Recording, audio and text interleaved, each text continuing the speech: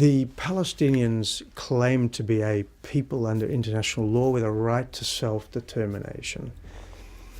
To be a people under international law with a right to self-determination, there are basically two criteria. One is let's say an objective criterion. Objectively speaking, is this a people, historically, ethnically, religiously, in whatever way?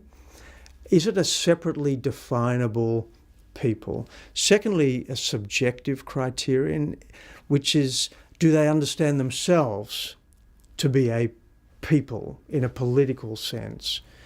Now, of course, the Palestinians, or at least some parts of the Palestinian people, claim they are the indigenous people of this part of the world. Their connection with the land goes way back, even before the Hebrew people came into the land, okay?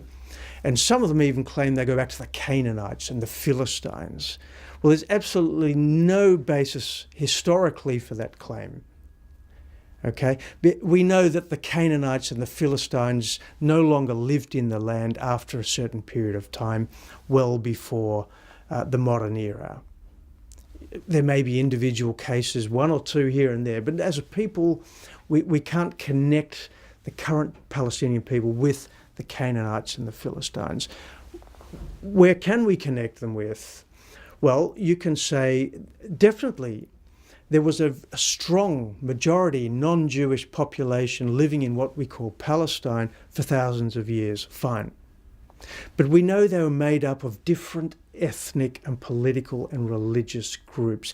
That whole area of the Middle East was a kind of transit area for people groups moving in and out. It was part of Greater Syria under the Ottoman Turkish Empire. And it was like the crossing place between north and south, east and west. So all these peoples, many of them were Bedouins. They came from the north, from up in the Balkans. They came from the Arabs. So it was a mix. And if you look at the Palestinian people today, as they're called, they're ethnically a mix. They're not purely Arabs because most of them didn't come from Arabia. They came from different parts of the world. So I think, objectively speaking, it's questionable whether they are a people. Subjectively speaking, yes, they clearly have an expressed desire for independence and self-determination.